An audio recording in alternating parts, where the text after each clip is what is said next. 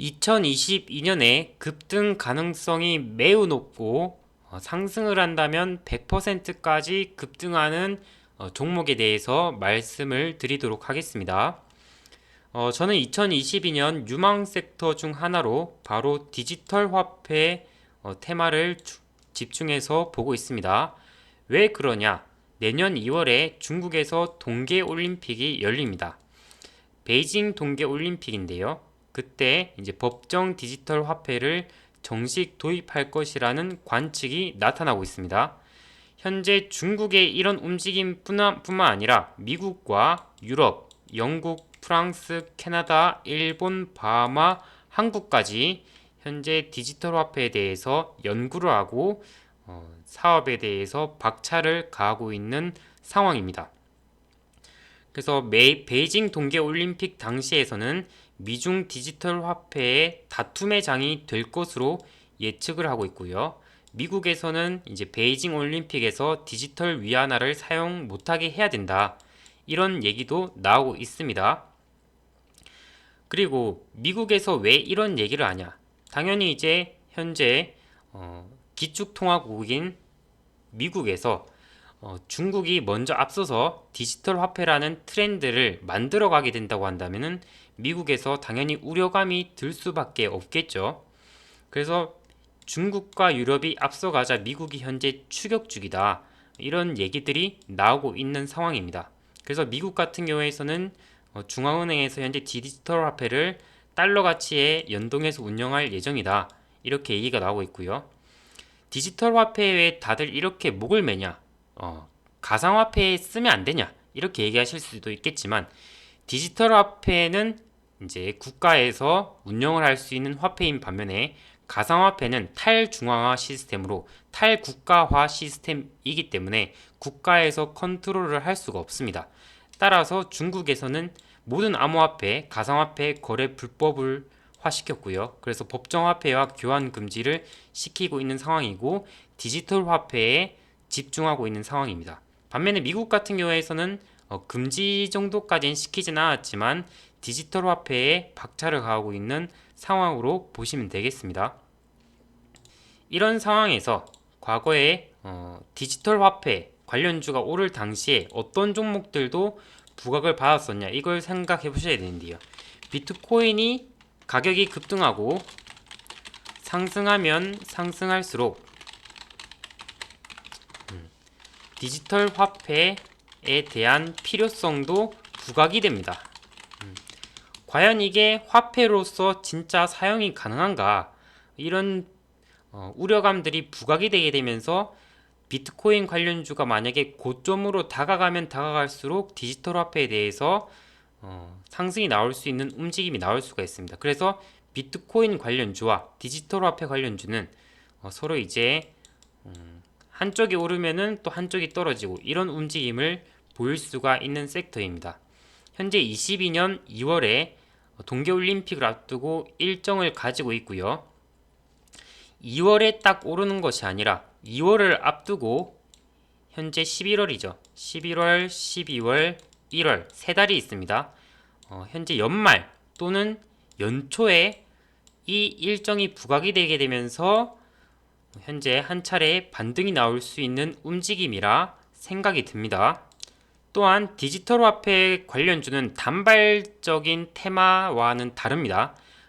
현재 요소수 관련주가 단기적으로 급등하고 이런 부각받는 단발적인 테마와는 다르고 미래성이 있는 화폐의 미래성이 있는 미래지향적인 테마이기 때문에 이슈를 받더라도 소외된다 하더라도 재차 이슈를 받을 수 있는 생명이 긴 테마라고 보시면 되겠고 실제로 19년, 20년, 21년 계속해서 매년마다 주목을 받는 테마 중에 하나입니다. 따라서 22년 베이징 동계 올림픽을 앞두고 미중 갈등이 디지털 화폐를 통해서 치닫을 수 있는 상황에서 부각을 안 받는 게 이상하다고 볼 수 있겠죠. 한번 보시겠습니다. 지금 최근에 이번에는 기술적인 관점에서 디지털 화폐 관련주들이 반등 가능성이 높은 이유에 대해서 말씀을 드리도록 하겠습니다. 최근에 비트코인 관련주가 강세일 때 어떤 패턴을 통해서 강하게 급등을 나왔는가 이걸 좀 체크를 하셔야 되는데요. 위지트라는 종목을 보시면은 연초 20년 연말, 21년 연초에 강하게 급등이 나고 난 다음에 거래대금도 많이 실었죠. 그리고 난 다음에 한 3개월, 5개월 정도 하락을 시켰습니다. 5, 6개월 하락을 시키고 노란색 선이 25월선입니다. 25월선 부근에서 반등을 강하게 하는 모습이 나왔습니다. 위지트뿐만 아니라 비덴트 같은 경우에서도 25월선 부근에서 반등, 25월선 부근에서 반등 이런 모습이 나왔죠. 그리고 NFT 관련주로서 갤럭시아 머니트리 같은 경우에서도 연초에 한번 부각을 받고 25월선까지 부근에 내려왔다가 재차 반등이 나오는 모습이 나오고 있는데요. 왜 이런 모습이 나오냐? 이걸 여러분들이 깊게 사고를 하셔야 됩니다. 연초에 한번 테마가 흥행했던 게 재차 눌린다 하더라도 다시금 바람이 불만한 건덕지가 생긴다고 한다면은 재료가 생긴다고 한다면은 재차 부각을 받으면서 올라가고 있습니다. 그게 어떤 패턴으로 나타나냐? 급등 이후에 25월선 지지 반등으로 나타나고 있는 상황입니다. 이런 패턴으로 최근에 올랐던 게 바로 서현이죠. 연초에 한번 급등이 나오고 3에서 6개월 정도 쉬었다가 25월선 부근에 딛고 한 다음에 반등이 나오는 패턴이 나왔습니다. 현재 디지털 화폐 관련주들이 25월선 부근에 다가오고 있는 모습입니다. 한네트 보겠습니다.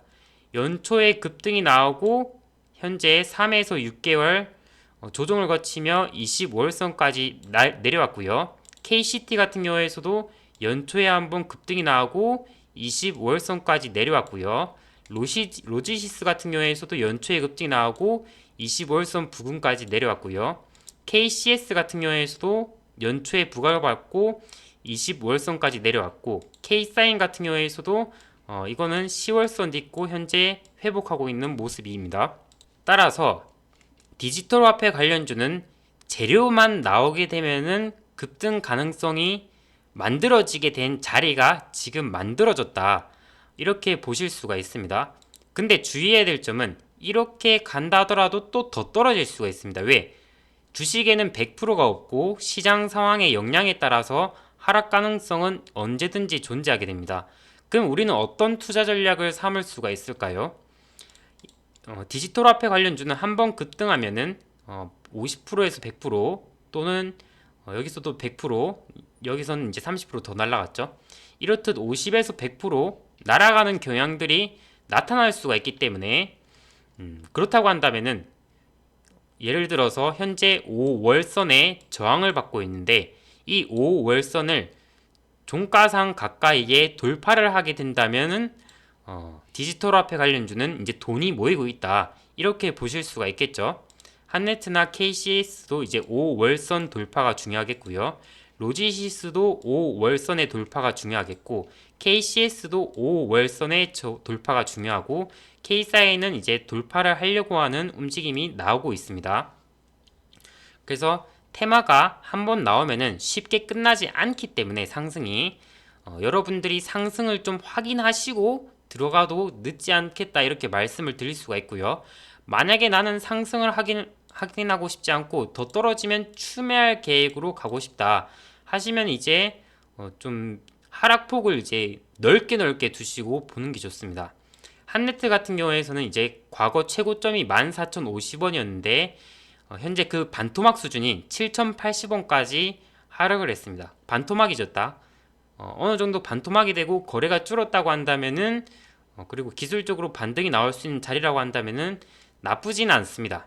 하지만 일정이 보시면은 12월, 12월, 1월 현재 3개월 정도 남아있기 때문에 이 중에서 언제 급등을 할지 모르고 그러기 때문에 우리의 속을 썩일 수가 있습니다.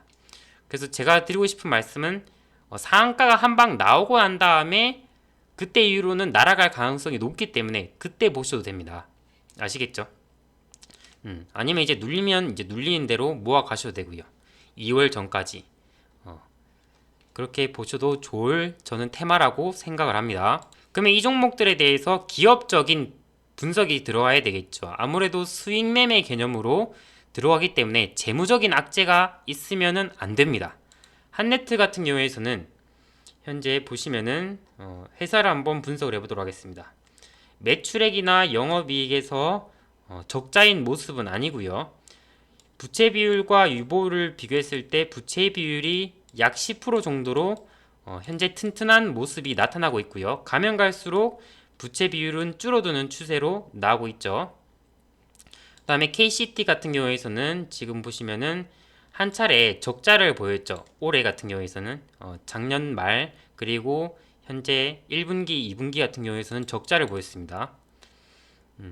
그 다음에 부채 비율과 유보를 비교해보면 한네트보다는 좀 우량한 모습은 아니고요. 로지시스를 한번 보겠습니다.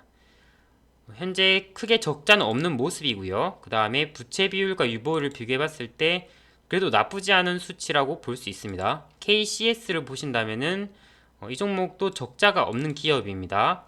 부채 비율과 유보를 비교해봤을 때 크게 나쁘지 않은 종목이고요. K사인도 보시면은 현재 매출액에서 뭐 당기순이익이나 지배순이익에서 중간중간 적자는 있었겠지만 이게 뭐 상장 폐지를 당한다든지 그런 악재적인 요인은 없습니다. 오히려 부채 비율과 유보를 비교했을 때 크게 악재가 나오지 않은 모습이고요. 그리고 이런 종목들은 현재 과거의 유상증자나 그 다음에 전환사채 이력이 없습니다. 디지털 화폐 관련주는 약간 좀 깔끔한 섹터라고 보시면 되겠고요. 로지시스도 마찬가지로 유증이나 전환사채 이력이 없고요. KCS도 마찬가지로 그런 이제 월봉의 모습을 보이고 있습니다. 그래서 여러분들이 이 5가지의 종목들을 좀 집중해서 관찰을 하시고 22년이 다가오기 전에 여러분들도 매매 계획을 한번 세워보시면서 여러분들이 내년을 앞두고 좀 집중해야 될 종목으로 한번 삼아 보시길 바라겠습니다.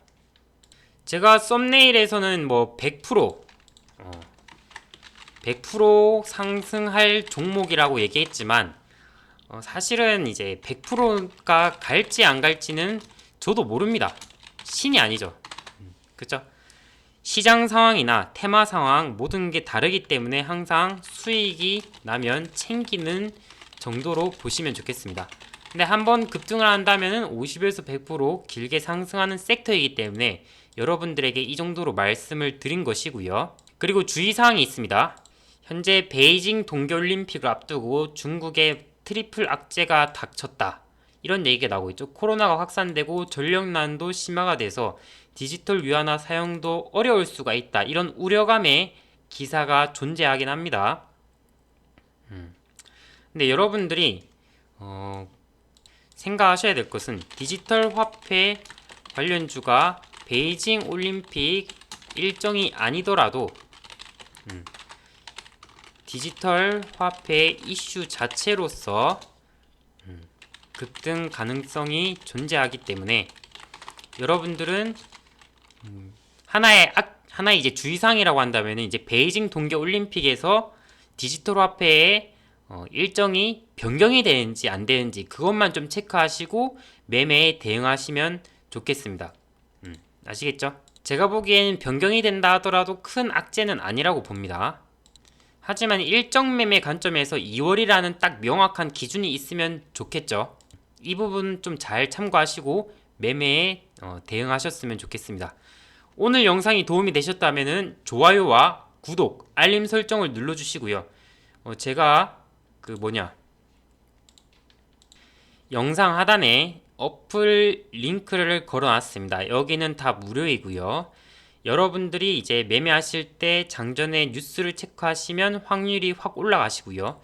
종목 선정이 어려우면 제가 무료 추천주를 드리고 오늘 급등한 종목 중에서 더 날아갈 것은 무엇인지 제가 또 뽑아 드리기도 하고 이번에 디지털 화폐 일정처럼 주목해야 될 일정을 제가 2022년을 대비해서 계속해서 업로드하고 있습니다. 이 영상에 대한 디지털 화폐 관련주도 미리 여기서 말씀을 드렸습니다. 그래서 여러분들은 이제 구글로 이제 이 주소로 접속하시면 다운받을 수 있고요. 아이폰에서는 이 주소로 접속하시면 활용할 수가 있습니다. 그래서 상한가 추월 차선 어플리케이션을 꼭 다운받으시고 활용해 보시길 바라겠습니다. 저만의 블로그이고요.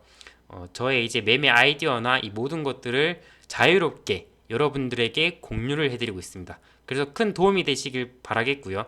항상 여러분들의 수익을 응원하고 여러분들에게 수익을 기부하는 상한선이 되도록 하겠습니다. 감사합니다.